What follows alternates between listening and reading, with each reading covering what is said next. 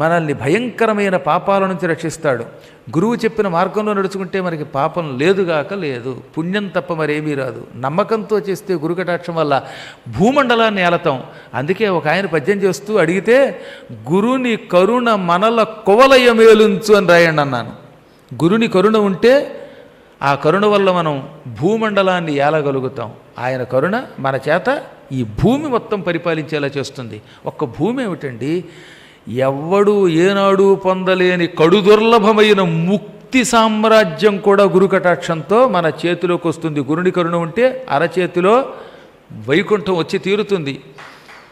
అందుకనే శంకరాచార్యులు వారు ఏమన్నారు భజగోవిందంలో, గురు చరణాంబుజ నిర్భర భక్త సంసారాత్ అచిరాత్ భవముక్త.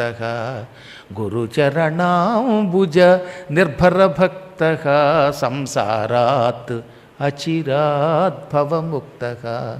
గురువు పాదపద్మముల మీద అచంచలమైన భక్తి ఉండాలి, దృఢమైన భక్తి ఉండాలి.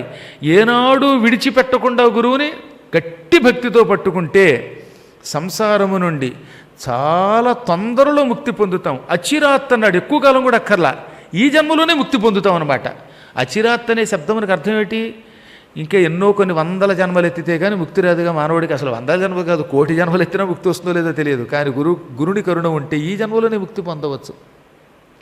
ముక్తి అంత తేలికేం కాదు.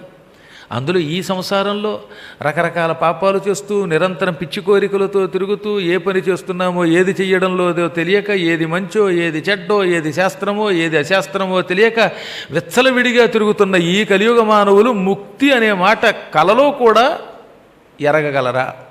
కల్లో కూడా ముక్తి మనకు వస్తుందంటే నమ్మలేము.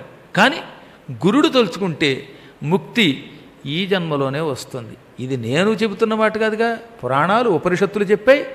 జగద్గురుడు 4 ఆమ్నాయ మఠములు స్థాపించిన మహాత్ముడు శంకరాచార్యులు వారు చెప్పిన మాట. అందుకనే నిత్యం గురుభక్తితో ఉండాలి.